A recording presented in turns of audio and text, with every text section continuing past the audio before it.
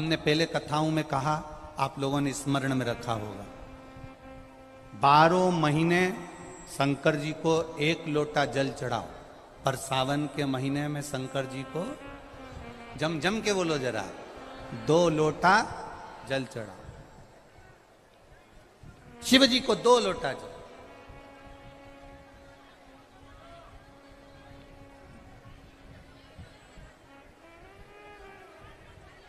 बारह महीने 1 लोटा जल चढ़ाइए, संपूर्ण 12 महीना 1 लोटा जल चढ़ाओ। पर जब सावन का महीना आए तो अपने हाथ में 2 लोटे होना चाहिए।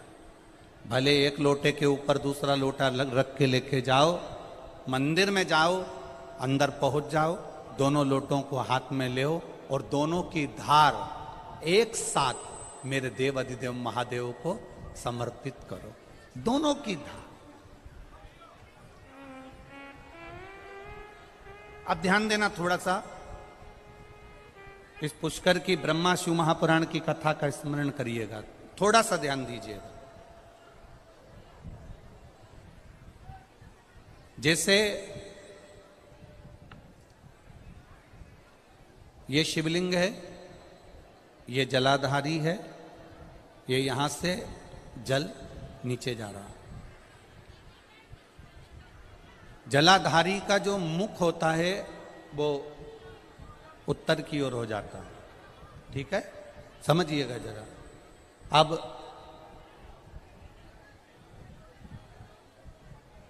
अगर मान लो लड़का 35 साल का हो गया, 36 साल का हो गया, बेटी की शादी नहीं हो रही, 35 साल हो गए, 36 साल हो गए, 40 साल हो गए, देवर देव की शादी नहीं हो रही है, किसी की शादी नहीं हो रही है, तो उसको समझना है, सावन के महीने में आप जो 2 लोटा जल लेकर जा रहे हो, उस जल को जहां जलाधारी से पानी बाहर बह रहा है, जहां जलाधारी से, जैसे ये शिवलिंग है, ये गोल जलाधारी, यहां से पानी बह रहा है, तो जल चढ़ाते समय जब आप जल को समर्पित करेंगे दोनों लोटे से, तो धार यहां से लगाते हुए धार को आपको इस शिवलिंग पर पूर्ण समर्पित करना है।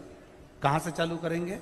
ये जलाधारी जो बनी हुई है अशोक सुंदरी का स्थान, किसके स्थान से? अशोक सुंदरी के स्थान से। अगर लड़के की शादी, लड़की की शादी ना हो रही हो, 35 साल, 40 साल, 42 साल के हो गए, विवाह का कोई योग ही नहीं बन रहा, 28 साल, 30 साल हो गए, बहुत प्रयास कर लिए, तो एक सावन के महीने का नियम, 2 लोटे जल लेकर देवाधिदेव महादेव के सामने जाइए।